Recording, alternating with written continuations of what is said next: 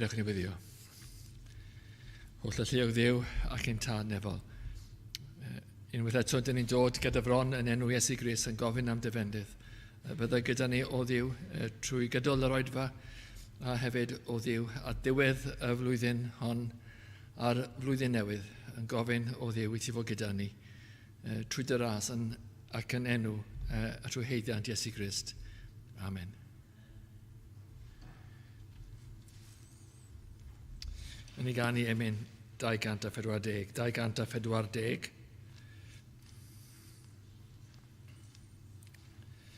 O gariad yn feidrol ei faint, fod llwch mor anheilwng yn cael y fath fraint. Cael heddwch cydwybod a echlirio trwy'r gwaed a chorff y farwolaeth, sef pechod dan draed. Gadewch ni sefyll i ganu emyn rhif 240.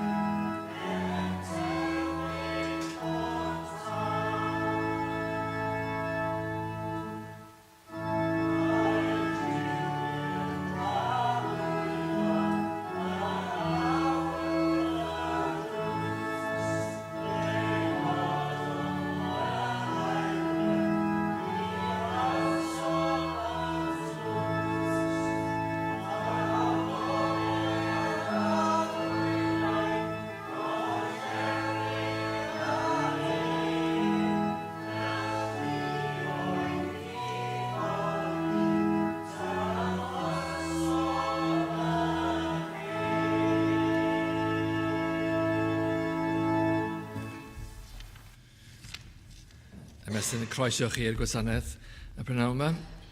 A jyst sôn bod yna lluniaeth ysgafn yn y neuadd ar ôl y gwasanaeth. Hefyd cwrgweddi nesaf ar drydedd nos Iau y mis, sef y 4 a'r 15 o Ionawr.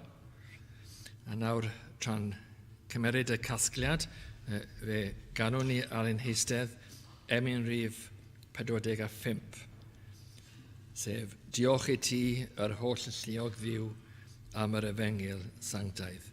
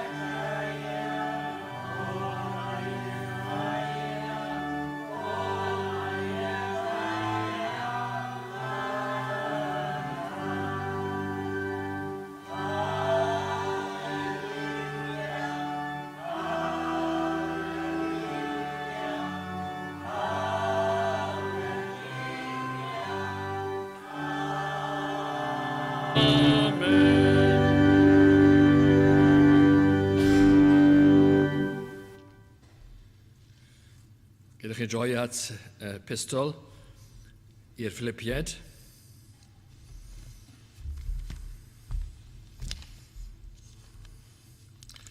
Ac yn dechrau yn yr adnod gyntaf.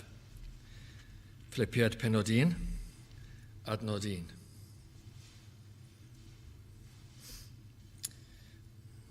Paul a Timotheus, gweision Iesu Grist, at yr holl saint yng Nghrist Iesu, yr rhai sydd yn Philippi gyda'r esgobion a'r diaconiaid. Gras i chi a thangnefedd oddi wrth Dduw ein tad ni ar arglwydd Iesu Grist. I'n Duw ar y drwyfyn diolch ym mhob coffa amdanoch. Bob amser ym mhob defeisiad o'r eiddof drosoch chi oll, gan wneithir fy nesyfiad gyda llawenydd, o ble gyda'ch cymdeithas chwi yn yr Efengil, o'r dydd cyntaf hyd ar awr hon, gan fod yn hyderus yn hyn, y bydd yr hwn a ddyrchuodd yn o'ch waith da ei orffen hyd ddydd Iesu Grist. Megis yma'n iawn i mi syniad hyn amdano'ch oll, am eich bod gennyf ym ynghalon, yn gymaint a'ch bod chi oll yn gystal yn fy rhwymau ac yn fy amddiffyn a chadarnhad yr Efengil, yn gyfranogion a mi o ras. Canis Duw sydd dyst i mi o'r hiraethus wyf amdano'ch oll yn ymysageroedd Iesu Grist. Yr hyn yr wyf yn ei wyddio a'r amlhau o'ch carier chi eto fwy mewn gwybodaeth a phob synwyr. Fel y profoch y pethau sydd a gwahaniaeth rhyngddynt. Fel y byddwch bir a dri dramgwydd hyd ddydd Crist. Wedi eich cyflawni a ffrwythau cyfiawnder, y rhai sydd trwy Iesu Grist, gogoniant a moliant i Dduw. Ac mi a ewyllasiwm i chwi wybod fodr am y pethau a ddigwyddodd i mi, ddyfod ohonynt yn hytrach llwyddiant i'r Efengil. Yn gymaint a bod fy rhwymau i yng Nghrist yn eglur yn yr holl lys ac ym mhob lle arall. Ac i lawer o'r brodyr yn yr agwydd fyned yn hyderus wrth fy rhwymau i, a bod yn hiach o lawer i dreithio'r gair yn ddiofn. Y mae rhai yn wir pregethu Crist trwy genfigen ac ymryson, a rhai hefyd o wellus da, yn naill sydd yn pregethu Crist o gynnen, nid yn byr, gan feddwl dwi'n mwy o flinder i'm rhwymau i, a'r lleill o gariad gan wybod mae amddiffyn yr Efengil ymgosodwyd. Beth hynny? Eto ym mhob modd, pa'n bynnag ai mewn rhydd, ai mewn gwirionedd, yr ydys yn pregethu Crist, ac yn yr hyn ar ydw i fi yn llawen, a llawen fyddaf. Canis mi awn y digwydd hyn i mi iachydwriaeth, trwy eich gweddi chwi a cynorthwy ysbryd Iesu Grist. Yn ôl fy awyddfryd am gobaith, na am gwaredwyddi'r mewn dim, eithir mewn pob hyder, fel bob amser, felly yr awr hon hefyd, am awrygu'r Crist yn fy nghorffi, pa'n bynnag ai trwy fywyd ai trwy farwolaeth. Canis byw i mi yw Crist, a marw sydd elw, ac os byw fyddaf yn y cnawd, hyn yw ffrwyth fy llafer, a pha beth a dywisiaf nisgwn. Canis yma'n gyfyng arnaf o'r ddeiti, gan fod gennyf chwant i'm datod ac i fod gyda Christ, canis llawer iawn gwell ydyw. Eith'r aros yn y cnawd sydd fwy angenreidiol o'ch ple gyda chwi.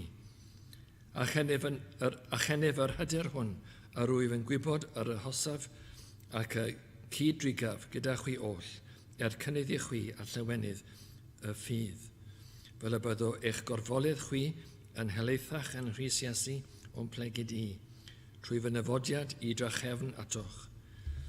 Yn unig ymddygwch yn addas i Efengil Crist, fel pa un bynnag a wynelwyf a'i dyfod a'ch gweled chwi a'i bod yn absennol, Y clwyf oddi wrth eich helynt chwi eich bod yn sefyll yn un ysbryd ac un enaid, gan gydymdrech gyda ffydd yr efengil, ac heb eich dychrynu mewn un dim, gan eich gwrthwynebwyr.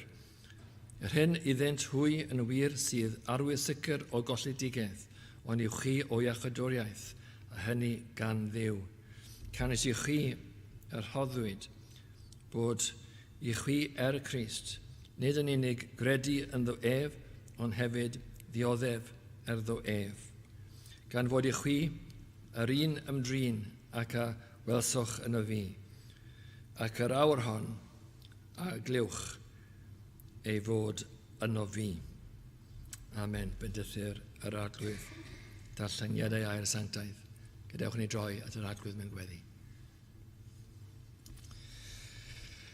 O arglwydd Duw ac o llelliog unwaith eto, y dewn ni gyda fron mewn gosyngeidrwydd, mewn cyffesu pechod, yn gwybod o Dduw taw pechaduriaid yn wir ydym ni, ond pechaduriaid sydd wedi derbyn y bywyd Duw, a bod bywyd Duw yn ein calon, a bod y bywyd hon wedi arwain i lawer i beth, wedi arwain i edifeirwch, i ddechrau ac ffydd yn Iesu Grist hefyd, a bod y bywyd hwn wedi arwain wedyn i'r bywyd Cristnogol, a bod ni wedi cynyddu mewn gras a gwybodaeth o'r arglwydd Iesu Grist.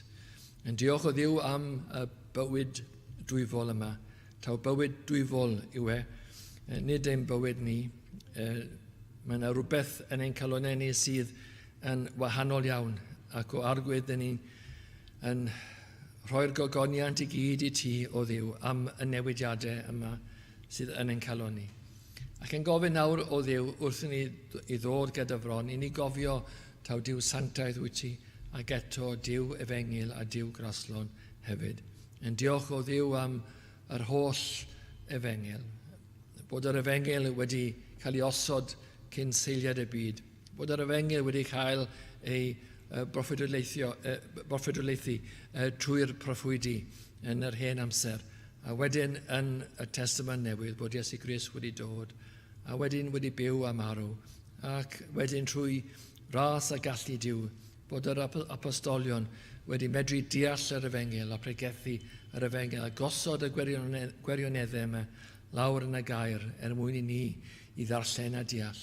Yn ei diolch o Dduw am y gair, bod ni wedi agor y gair yma, wedi deall, unai falle ar ben ein hunain, neu falle trwy eistedd dan wynidogaeth rhyw was ffyddlon, ac clywed y geiriau a deall trwy allu Duw. Diolch o Dduw bod y gweleini wedi gwawrio yn ein calon ni, a bod ni felly yn gallu dod nawr i addoli ti, ac dyn ni'n cofio'r pethau yma gyd, yn gofyn nawr i ti o Dduw i allu ogeni i addoli, i fynegu ac i glywed, i ganu, ac o Dduw i gymdeithasu hefyd, bod y cyfan, dyn ni'n gwyddio o Dduw y prynawn yma, bydd y cyfan yn ôl dy allu, ac mwyn dy goniant. Fydde ti o Dduw yn bodlon i bresynoli dy hunan yn ein plith ni. A fydd yna einiad ar y cyfan, fydd yna bresynoldeb o Dduw tu hwnt sy'n gallu ni. Fydd y gair falle yn cael ei wynegu mewn gwendid mawr, ond yn cyrraedd y galon mewn cryfder dwyfol. Dyn ni'n gwyddio hefyd o Dduw ar ddiwedd blwyddyn a dechrau blwyddyn. Yn meddwl yn ôl ar y digwyddiadau, llawer o beth wedi digwydd i ni yn y flwyddyn ola. Bod amser yn hedfan ac yn mynd mor gyflym. Eto, mae blwyddyn yn amser hir, llawer yn gallu digwydd mewn blwyddyn. Llawer o ddigwyddiadau, llawer o bethau dyn ni anghofio hefyd. Ond o Dduw, dyn ni yn ystyriol o'r holl bethau y flwyddyn yma, yn gofyn i ti o Dduw i sancteiddio nhw gyd yn calon ni. Bydd y pethau anodd yn helpu ni gynyddu ac i fod mwy rasol a mwy gosyngedig, ac mwy gofalus yn ein cerdded yn ysbrydol. Ac wrth i ni feddwl hefyd am y flwyddyn sydd i ddod, o Dduw bydd gyda ni i ein gweddi ni, helpa ni o Dduw, rho gymorth i ni, wrth i ni groesi'r drothwy i flwyddyn arall. Dyn ni ddim yn gwybod beth sydd o'n blaen ni, ond dyn ni'n gwybod bod Duw o'n blaen ni, a fod ti yn aros i ni fel petai. A ti yw diwedd y siwrne hefyd, ac felly mae hyd yn oed y flwyddyn hon yn flwyddyn o gamu tuag ato ti. Ac bod rhaid pasio trwy rhyw ddyffryn, rhyw gyfyng o arglwydd, ni'n gwybod taw hyn yw y llwybr sydd yn arwain at y bywyd mawr a'r bywyd tragwyddol yn Iesu Grist. Felly o Dduw, bydda gyda bob unigolyn a bob teulu, gyda'n ffrindiau ni, gyda rhai sydd wedi methu bod gyda ni heddiw, yn cyfeillio ni, falle wedi teithio yn bell, falle ddim yn hwylus. O arglwydd, cofia ni gyd, eneidiau tragwyddol i ni gyd. Wyt ti yn gwybod pa mor bwysig yw'r enaid, falle bod ni ddim yn deall y trysor sydd yn ein calon ni, a'r angen o ofalu bod yr enaid yn saff yn Iesu Grist. Felly o arglwydd nawr, clyw ein gwyddiau ni am yr efengil ac am y flwyddyn sydd o'n plaen ni. O arglwydd, helpa ni yn arbennig yn y awr nesaf, fyddwn ni fel petai yn edrych nôl ac yn diolch ac yn edrych ymlaen hefyd ac yn ymddiried. Clyw felly ein gwyddiau yn Iesu Grist. Amen.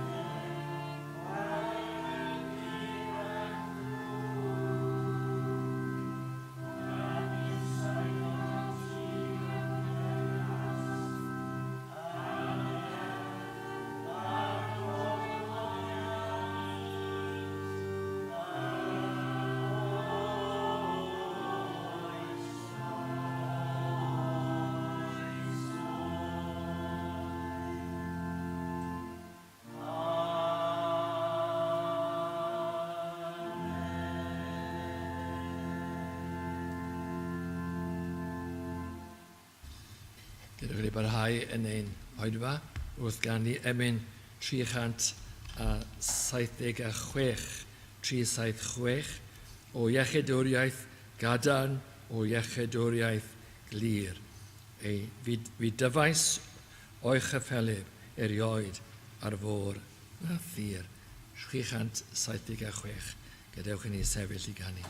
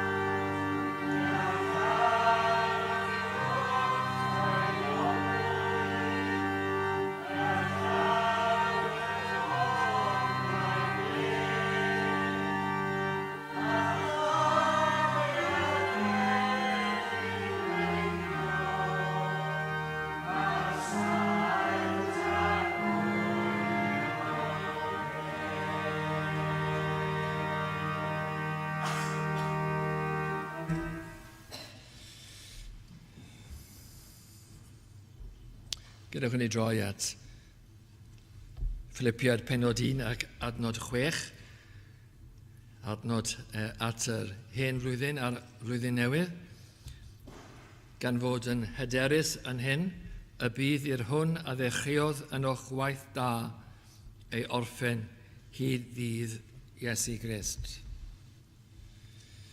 Wrth i ni feddwl am yr adnod yma, allai jyst ddweud i ddechrau, wrth meddwl am waith a gweithio, mae dynion yn amrywio llawer yn ei galluoedd, ac hefyd yn ei penderfyniad a'i cymeriad i orffen gwaith.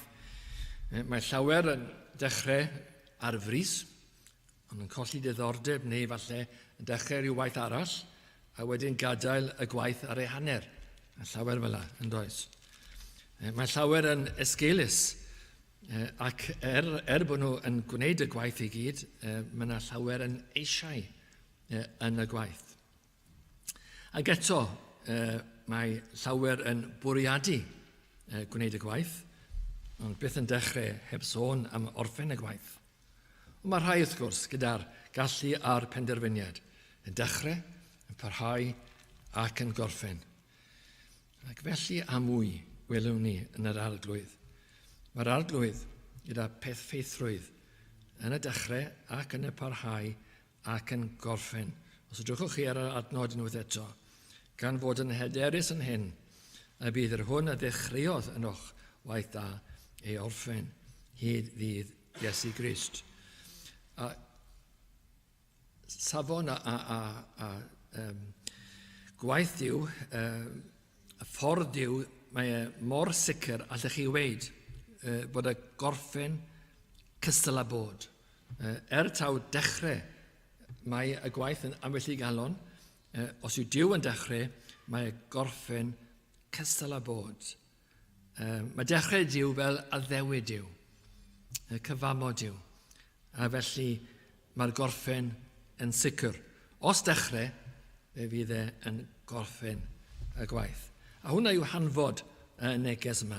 Felly yn syml iawn y prynawn yma. Wy am yn ei ystyried y dechrau, y dilynol, beth sy'n canlyn, a'r gorffen. Nawr, y dechrau i ddechrau. Dwi wedi sôn yn ddiweddar, sa'n cofio pa gyfarfod oedd e, dwi'n siŵr saw cyfarfod Cymraeg neu cyfarfod Saesneg, ond dwi wedi sôn yn ddiweddar am cynnitan. A dwi eisiau defnyddio'r llun unwaith eto wrth ni ystyried gwaith Duw yn y galon. A dwi yn bersonol yn perthyn i'r garfan sydd yn cynnitan gyda beth maen nhw'n galw firelighters. Hwna yw fy steil i o gynnitan. Dwi ddim yn amyneddgar iawn, dwi eisiau cael y tân ac yn cael yn gyflym iawn. Nawr mae rhai wrth gwrs yn wahanol iawn. Dwi wedi cwrdd ambell i un sydd yn cadw at y ffordd clasurol. A mae'n cymryd papur newydd wrth gwrs wedi rolio bod firelighters i gael, gwrthod defnyddio'r firelighters, a mae'n cymryd papur newydd, rolio fe, wedyn y pren bach a wedyn y coed neu y glo. A mae'r person dwi'n meddwl amdano oedd y lle tân fel rhywbeth fydde, all chi weid, yn gynllun, oedd yn hyfryd, y siap yn berffaith. A wedyn, oedd hwnna cyn wrth gwrs, roi y match a'r fflam iddo. Ond beth bynnag yw y method. Tân yw y ddau wrth gwrs. A mae fflam bach yn y canol, a fe welwch chi fflamau bach yn codi, a wedyn y fomon pwysig hynny o y tân yn cydio. Mae'n cydio. Chi'n cael rhyw syniad, rhyw synwyr bod y tân wedi cydio, wedyn chi'n eistedd nôl a'n gwybod bod y tân wedi cydio. Ac o'r foment hynny wrth gwrs, mae yna fflamau mwy a fflamau mawr a gwres hefyd yn dod yn ei amser. Ond wrth gwrs, achos falle cyflwr y cod neu glo neu'r amgylchiadau, weithiau mae tân yn araf yn dod. A weithiau hefyd, mae tân fel ffwrnes o dechrau yn cydio a i ffwrdd â fe. Chi'n cael y gwahaniaeth yna mewn tân. Ond dwi'n arwain at hyn. Gyda'r ddau, mae yna dan. Mae yna tân yn y canol i ddechrau, yn y canol, le mae'r matchyn yn mynd. mae yna dan i gael fyna. Nawr wrth i ni feddwl am dynion fel lle tân. Mae yna sawl gwahaniaeth. I ddechrau gyda, mae yna llawer iawn, falle'r mwyafrif, le mae dyn fel lle tân a dim pren a dim glo. Mae rhywbeth trist o weld lle tân yn wag. Mae yna rhyw water yno. A chi'n teimlo yn aml iawn gyda dyn. Le fydde a dyle fod tân. Mae yna water yn ei galon. Weithiau chi'n gwybod gyda lle tân, maen nhw'n rhoi blodau neu yn addurno. Mae'n edrych yn bert iawn. Ond wedyn, dim tân. Pwrpas lle tân yw cael tân. A falle bod un yn grefyddol yn bert iawn, allwch chi weid, ond does dim goleuni, dim tân yna. Weithiau hefyd, yn ambell i di chi'n gweld le oedd y lle tân, ond maen nhw wedi cau y lle tân. Falle symud e'n gyfan gwbl. Mae hwn hefyd fel dyn, le mae dyn yn tywelu ei gydwybod, oedd yna lle tân yna, ond mae wedi tywelu ei gydwybod a symud pob coffa o'r arglwydd. A llawer iawn sydd fel hefyd. Wedi symud i ffwrdd pob coffa o bethau Duw. Ddim yn meddwl am Dduw, a wedi symud Duw mas o'r ffordd, a wedi plastro dros y cyfan, allwch chi weid, wedi plastro dros y galon fel bethau, ac yn nghofio y galon ar ei wneud a Duw. Ond, wrth gwrs, mae eraill wedyn, falle yn ymddangos bod tân, fflamen codi, a wedyn yn diffodd. Mae hwnna'n drist i weld yn dweud, yn lle tân, dechrau, a wedyn, o'ch chi'n credu bod popeth yn iawn, ond mae tân yn diffodd. Mae llawer fel la. Ond diolch i Dduw, mae llawer fel tân yn cydio. A weithiau, chi'n cael ffwrnes o dan, a weithiau chi'n cael rhyw dan bach iawn. Ond yn y ddau, os yw tân yn cydio, hyd yn oed os yw yn araf, tân yw e. Os yw ffwrnes neu tân mwy tawel, tân yw y ddau. A mae hwnna'n bwysig i ddeall gyda calonau dynion. Bod llawer yn mynd â gefeilion, mae rhai yn y bywyd, wrth gwrs, ac maen nhw'n ymddangos falle yn wahanol i'w gilydd. A chi'n cael rhai sydd fel ffwrnes ac eraill fel tân bach yn araf yn dod. Ond mae bywyd tu ôl y glo a'r pren, allwch chi weid. Mae'r tân yna. Bod e heb codi fel tân mawr, chi'n gweld y fflamau. Mae yna oleuni, mae yna chydig bach o wres hefyd. Ac felly, wrth feddwl am y saint a'r rhai sydd yn cynyddu'n dda, rhai sydd yn araf, mae rhaid cydnabod hyn, fel mae'r adnod yn dweud, taw gwaith da sydd yn y ddoi. Hwn a ddechreuodd yn o'ch waith da yw y ddau. Bod un fel ffwrnes ac yn amlwg iawn fel tân gloiw, mae'r llall hefyd yn mynegu ac yn dangos bywyd Duw. Taw Duw sydd yna, yn y ddau. Os oes tân yna, os oes bywyd yna, Duw sydd yn y ddau. Ac os oes Duw yn y calon, does dim modd diffodd y tân. Does dim modd. Hwn yw ffordd Duw. Os mae'n dechrau rhywbeth, mae'n mynd i orffen. A fydd y tân yma yn para. Falle yn edrych yn wan, hyd yn oed weithiau yn edrych yn wanach na rhywun sydd ddim yn y bywyd, a falle fflamau'n dod wedi'n diffodd. Mae hwn wedi cydio ei fod yn araf. Ac felly, os oes dechrau, mae'r adnod yn gweud, fydd na ddilyn a fydd na orffen hefyd, achos Duw sydd yn y galon. A wedyn wrth i ni mynd o'r dechreuad yma i'r dilynol. Os feddylwn ni nawr am y tân bach yma, y fflam cyntaf oll, fel yr ail enedigaeth, sef Duw yn dod i'r galon, a bywyd i'r galon. Hwna yw'r fflam cyntaf oll. A wedyn beth sy'n dilyn yw fflamau trwydigaeth. A fe gewch chi fflamau ediferwch a fflamau ffydd hefyd. Mae popeth yn dod yn ei amser. Os tân, wel, mae tân yn dechrau. Falle'n gloi, falle'n ara, ond mae'r tân yn dod un camar o'r llall. Gyda edifeirwch, mae edifeirwch fel tân yn dywe. Mae dyn yn teimlo ei bechod yn y galon. Am yna losgi ei gael. Llosgi edifeirwch. Llosgi teimladau pechod, ymwybyddiaeth pechod. Ac i'r fath raddau, mae'r galon yn gorfod galw allan. O Dduw, ma ddefi.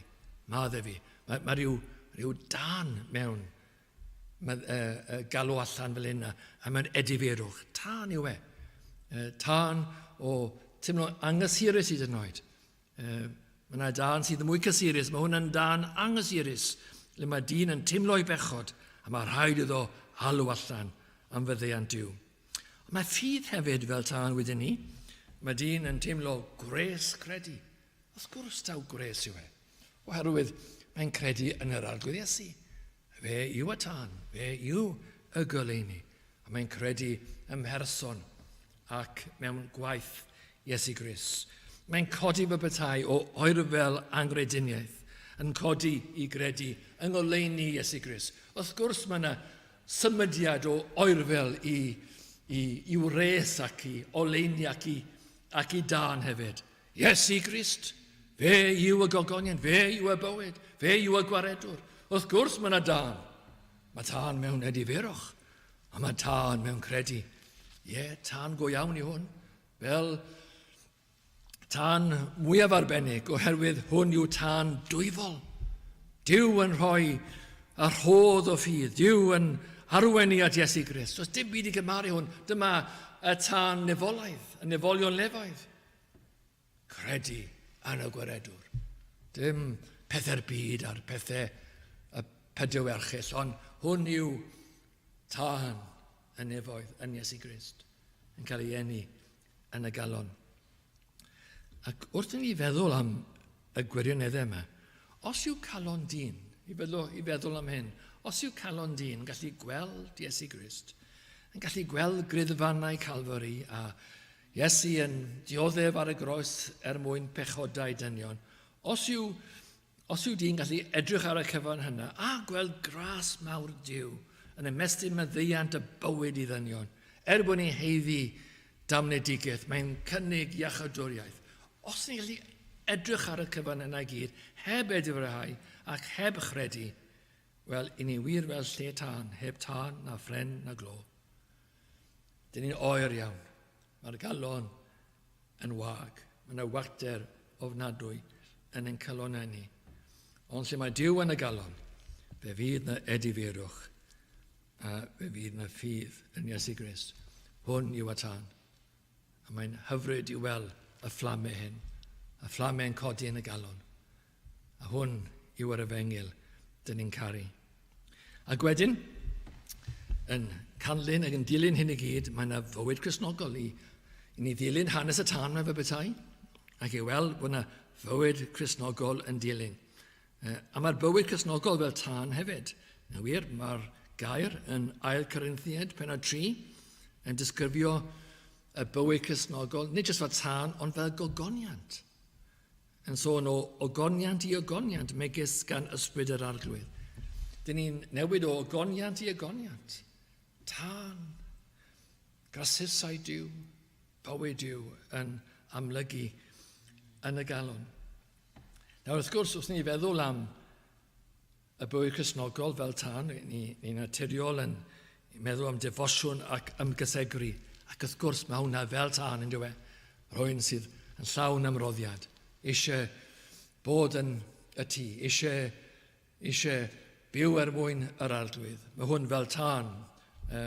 Mae'n newid cyfeiriau bywyd, mae'n cymeryd eich dyddiau chi tuag at Duw yn lle at y byd. Mae pob gras fel y tân yma. Wrth chi feddwl am y grasysau, mae bob un mewn gwirionedd fel tân. Mae cariad y Dduw ac y ddyn ac mwynhau cymdeithas fel y tân mewnol. Mae'r tân a mae'r cymdeithas yn llosgi yn y galon. Pan bod ni'n mwynhau cymdeithas ar saint, mae'r galon yn llosgi. Mae yna rhywbeth gwahanol i bob profid arall. Ni'n teimlo gwres yr arglwydd, gwres pobl Duw. Ac hefyd, wrth gwrs, gyda cariad at Dduw ei hunan. Mae yna rhywbeth yn y galon sydd yn codi fel y fflamau. Sancteiddrwydd bywyd sanctaidd. Hwn yw y tân mewnol yn puro. Mae sancteiddrwydd a tân yn puro yn diwe. A mae bywyd sanctaidd yn byr ac yn lan ac fel tân, fel yr ysbryd glân. Ni'n meddwl am yr ysbryd glân fel tân. Ac yn wir, hwn yw y gwaith sydd yn calon ni, sef yr ysbryd ei hunan yn gweithio. Yr ysbryd glân yn gweithio glendid yn calon ni, yn llosgu ffwrdd y pechodau a'r bydredd i gyd. Ac hefyd yn y grasysau eraill i gyd, jyst fod yn garedig ac yn drigarog, mae yna res i gael yn dos. Mae yna res i gael pan bod ni yn wahanol i'r byd ac yn garedig ac yn drigarog. Chi'n teimlo'r gres hynny, peth o nadwy yw teimlo calon oer. Mae calon twy, mae calon graslon yn cynhesu'r galon. Fi'n cofio, fi'n sôn o blaen chi am perthynas i ni, Uncle Huxley, oedd e'n ddyn da iawn, ath e'n gynhadwr i India, pregethwr, gyda'r Methodist Calfinaidd yn y wlad yma hefyd. Ac o'n i'n bachgen bach iawn pan dath e'n tŷ ni, ond fi'n cofio i bresenoldeb e. Oedd e fel tân twym yn y tŷ. O'ch chi'n timlo'r caredigrwydd a'r gras yn cynhesu eich calon. Wel, yn wir, tân yw y bywyd Cristnogol. Ond wrth gwrs eto, i ni ddynol i pwrpas y cyfeiriad ein hadnod ni. Mae'r adnod yma, bod e'n sôn am pethau mawr a pethau gorffenedig, mae'n sôn hefyd am pethau bach hefyd. Os ydy Duw wedi dechrau gwaith yno chi, fe fydd e'n gorffen. Ac bod rhai fel ffwrnes o dan ac yn llawn calonded, a mae hynny yn bwysig, a dyn ni mewn gwirionedd eisiau bod fel y dyn hynny, ac i bawb fod fel yna. Ond mae rhaid i ni sylweddoli hefyd, mae rhai yn llosgu yn fwy ara. Ac taw gwell o bell ffordd yw ffwrnes o dan, mewn defosiwn a grasysau, rhai cydnabod bod Duw yn y galon, yr un sydd yn araf. Bywyd yw bywyd yn y pen draw. Os taw bywyd mawr neu bywyd bach, bywyd yw e. Tân mawr neu tân bach, tân ydyw. Yn nid mater o gymeriad yw hwn, cymeriad bywiog neu tawel. Wrth fi sôn am Gristion sydd fel ffwrnes, weithiau chi'n gallu cael person sydd yn bywiog iawn. Dwi'n ddim byd yn gwneud y hyn. Mae person sydd yn dawel gallu bod fel tân, fel Uncle Huxley, o'n i'n sôn amdano. Oedd e'n berson tawel iawn, ond fel tân, a tân diwygad hynny hefyd. Ond mae'r dyn sydd gyda bywyd bach yn amlygu bywyd Duw. A mae eisiau ni fod yn amyneddgar yn sicr, a eisiau cael yn ogi heddi, fel rhain ni sydd wedi dechrau ac yn teimlo'n fach iawn. Ac ein bod ni'n gweddio am y tân cryf, dyn ni'n cydnabod. Mae llawer yn dechrau yn fach. Ond yn fach, da yw e. A da yw y dechreuad, y credu ac edfyrhau, a da yw y bywyd Cristnogol. Mae yna rhywbeth yn digwydd yn y galon yna, na fydde fe os fydde ddim yn y bywyd. Mae yna pethau yn y galon, na fydde fe os fydde ddim yn y bywyd. Ac mae'n dda. Fel mae'r adnod yn dweud, dechreuwch yn o'ch waith da. Mae hwn yn wahanol, drwg yw'r byd, drwg yw ein calon ni, ond da yw gwaith yr arglwydd. Felly, cofiwn am yr un yng nghyd-destun o'r adnod yma, yr un falle sydd yn siomi ac yn araf, taw cynnydd mewn Duw sydd yn y galon, yn araf. A weithiau hyd yn oed, chi'n cael ambell i berson, mae weld bod y tân yn diffodd, a wedi mae fflam. Mi'n siŵr chi wedi cael y profiad yna, wy'n drwlu mynd i tai a le mae'n bosib neu lle tân, a cynnu tân. Ac wy'n bod tro'n bwcio llefydd gyda lle tân. Dwi'n mynd hoffi lle sydd ddim gyda lle tân. A weithiau chi'n cael y profiad hynny, mae'r tân wedi mynd. Ac yn sydyn mae yna wwsh bach a fflam. A mae'n gallu bod fel hefyd gyda'r person. Chi'n credu bod y cyfan wedi diflannu a diffodd, A wedyn mae yna fflam mor aml. Dyn ni'n gweld hynny. Mae yna ddirgelwch i'r gwaith yma. Mae Duw yn y galon. Fydd y bywyd hynny yn ymlygu un ffordd neu'r llall. A wedyn y gorffen. Ni cael y dechrau, ni wedi cael y dilynol, beth am y gorffen. Wel, fel y welwn ni fan hyn, bydd yr hwn a ddechreuodd yn o'ch waith da ei orffen hyd ddydd Iesu Grist. Mae'r adnod hyn yn sôn am orffen ar ddydd Iesu Grist. Bydd y gwaith yn gyflawn ar ddydd Iesu Grist, sef dydd yr ail ddyfodiad. Pan ddaw Iesu Grist ar ail dro, mae wedi bod y tro cyntaf, pan ddaw ar ail dro, fydd y gwaith yn orffenedig. Ond wrth gwrs, mae yna sawl stage, o sawl man i'r gorffen yma. Mae'n wir, mae'r adnod yn gywir. Fydd yna orffen cyhoeddus arbennig yn yr ail ddyfodiad. Eto, ar ddiwedd bywyd hefyd, mae yna orffen yn does. Wrth i ni fyw ein bywyd ni, ac wrth i'r Cristion hynny byw a brwydro trwy fywyd ac cadw'r ffydd, a mae'n marw. A dyn ni'n gallu gweud o'n safbwynt ni bod e wedi dechrau a gorffen ac bod e yn gadwedig. Mae hwnna'n wir ar y foment pan mae'n marw. A hefyd yn y nefolion lefoedd, cyn yr ail ddyfodiad, mae'r person sydd wedi marw yn wybodus iawn bod ei enaid e yn gadwedig a bod y cyfan mewn ffordd wedi gorffen ac yn gyflawn yn Iesu Grist. Ac gweud hynny, mae rhaid yn ôl i'r adnod yma. A mae hwnna'n wir ar y foment, ar y ddeiar fe bethau.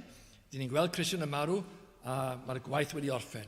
Ni'n gweld, os allwn ni weld gyda'n llyged ysbrydol, dychmygu bod y Cristion hynny nawr yn y nefoedd a mae'n wybodus iawn bod y gwaith wedi orffen ac yn gyflawn. Ond hefyd yn yr ail ddyfodiad, fe fydd e'n gyhoeddus i bawb. Allai ddisgrifio hyn fel dydd graddio y bethau. Fel chi'n mynd i'r prifysgol a cael, ar ôl 3 blynedd o weithio, chi'n cael eich gradd a wedyn chi'n cael y dydd graddio. Mae'r arholiad drosodd, os ydych chi'n feddwl am y dydd graddio, mae'r arholiad drosodd, mae'r canlyniadau yn eich meddiant chi, mae'r cyfan wedi gorffen yn dywe, yn gyflawn. Ond yn y graddio, mae yna gydnabod gyhoeddus. A dyna beth yw y dydd yma yn yr adnod. Mae yna gydnabod gyhoeddus. Dych chi wedi pasio'r exam, dych chi wedi cael y canlyniadau, dych chi wedi gwneud y cyfan, ond nawr mae'r dydd graddio fe bwytai, a mae'r cyfan yn cael ei gydnabod yn gyhoeddus. A fyddwch chi fel gwaith gorffenedig.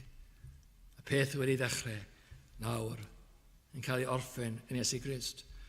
Ond mwy na hynny hefyd, mae'r dydd yma yn arwain hefyd at y gorffen mawr, y gorffen tragwyddol, y cyflwr gorffenedig a tragwyddol.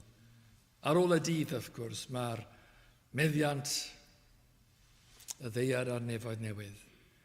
Mae bod gyda Duw a bod gyda'r saint. Le bydd y galon yn fflam i gyd, llawn gogoniant yn y gogoniant, yn llawn daioni ac yn daioni. Fe fyddwn ni pryd hynny wedi dod i'r man yma amwy. Y man mae'r adnod yn sôn amdani sydd yn arwain at y gorffen tragwyddol. Meddylwch am hynny. Meddylwch am y gorffen yma. Y fflam bach sydd wedi dechrau yn y calon yn yr ail unigedd. A wedyn ediferwch, poenau ediferwch. A wedyn pleser, credu a ffydd yn Iesu Grist. Y bywyd Cristnogol, y brwydro, ond hefyd y buddugoliaeth hefyd. Y gorffen ar ddiwedd bywyd. A wedyn y nefoedd. Fflam i gyd. Bywyd a goleuni, daioni i gyd. Llawn o'r arglwydd. A tân ar ei ore, ar ei gryfach. A dyna chi beth yw y bywyd Cristnogol. Allai roi llun bach arall hefyd. Mae pob calon fe bethau i newid y llun yn gyfan gwbl. I feddwl Duw nawr yn dechrau rhywbeth a gorffen. Mae pob calon fel canfas yn wylo Duw. Ac unwaith mae Duw yn gosod y stroc cyntaf, y cyffarddiad cyntaf ar y canfas, fe fydd e'n parhau ac yn cwblhau. Llawer o bobl yn dechrau rhywbeth ddim yn gorffen, mewn herddoriaeth falle, unfinished symphony. Neu falle chi'n cael mewn fan goff a rhain i gyd, lluniau wedi hanner gwneud, ond nid gyda'r arglwydd. Nid gyda'r arglwydd. Gyda'r stro cyntaf, mae'n parhau ac yn cwblhau oherwydd taw Duw i'w ef. A os dim mistake, dwi'n mynd rhoi stro cyntaf ar gamgymeriad yn nghalon, ond mae'n gosod ei law dwyfol, tragwyddol ar y galon, ac mae'n dechrau a fydd yna gwblhau. Ac mewn ffordd mae'n gosod chi wedyn ar y diwedd yn galeri gras yn nefoedd mawr, mwyn ei goniant. Meddylwch am hynny, chi sydd yn Gristnogion. Mae'n gwneud graith yn eich galon chi, mae'n cymeryd chi fel llun a rhoi chi ar y wal yn nefoedd. Mwyn gogoniant Duw. Nid mwyn eich gogoniant chi, ond i ddangos beth mae Duw yn gallu gwneud yng nghalon bechadur. Chos bechadur yw chi, a mae'n dangos beth mae'n gallu gwneud yng nghalonau pechaduriaid, yn gosod ni gyd lan, mwyn i'r angylion ni ryfeddu ar y cyfan, ac i ni i ryfeddu hefyd. Wel, gyfaill anwyl. Os yw Duw wedi dechrau yn eich calon, fe fydd yn gorffen, a dwi eisiau dweud jyst hyn. Byddwch hapus yn eich calon, taw ei waith ef ydyw. Os yw Duw ar y waith yn eich calon, byddwch hapus. Mae Duw ar y waith yn eich calon. A hefyd, byddwch llawn cydweithrediad hefyd i ymroeddo. Os yw Duw yn gweithio yn eich calon, pidwch â gweithio yn ei erbynau, ond cydweithredwch a fe, i fenegu y bywyd sydd ynoch, mwyn bod fel ffwrnes o dan. Dyna fel mae ffwrnes yn digwydd fi'n credu mewn Cristion. Mae'n cydweithredu. Mae Duw ar waith. Mae yn cydweithredu. A mae'r galon fel ffwrnes o dan. Yn fflam i gyd. Mor hyfryd. A dwi'n gorffen wedi cydymdeimlo gyda'r Cristion gwan falle, Cristion ifanc hyd yn oed. Y Cristion sydd yn cael brwydr efallai, y Cristion sydd wedi cwympo mewn i bechod falle, wi wedi cydymdeimlo â hynny, mae rhaid i fi orffen a gweud mor hyfryd yw y ffwrnes. Hwn yw ein borian ni, i fod fel ffwrnes o dan. Bydde Duw yn cydio yn ein calonau ni, ac yn llenwi ni ar ysbryd glân. A mae'r cyfan, fel mae'r adnod yn dweud, yn dda iawn. Mae'r cyfan yn dda. Mae'n ddigon i weid da, i ni'n gweud da iawn, ond mae da yn ddigonol. Rwy'n mae Duw yn siarad. Mae'r cyfan yn dda. A mae'r cyfan fel goleuni a tân a gogoniant. Hwna beth sy'n digwydd yn eich calon. Pidwch yn meddwl yn fach o'ch hunan. Mae'r cyfan fel bywyd mawr. Wel, gadewch i ni weddio. O arglwydd ein Duw, yn di'n diolch am y cyfle yma i ddod i agor y gair ac i ddod ac addoli, i ddod i ystyried y bywyd mewnol, y bywyd drwyfol hefyd. Diolch o Dduw i ti fod mor garedig a cyrraedd a cyffwrdd pechaduriaid. Fodlon i weithio yn ein calonau nhw. Diolch o Dduw am y gras bod yr ysbryd glân yn fodlon i fentro ti fewn i galon di ac i ddod â bywyd a goleuni a puro. Mor dda yw y gwaith yma, mor raslan yw i feddwl bod Duw yn fodlon gweithio yng nghalonau y pechadurus dynion ac wedi mewn amser o diolch i Dduw yn dod â glendid a dod â gras a gwirionedd.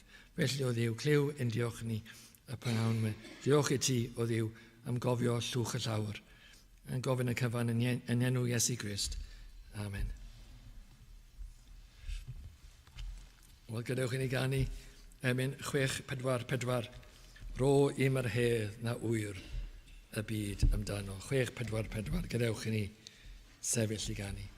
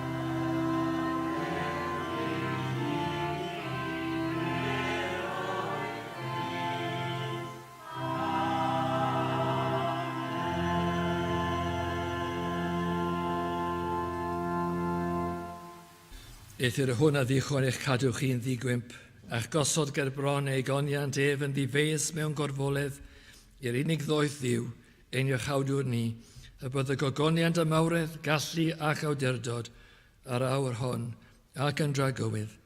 Amen.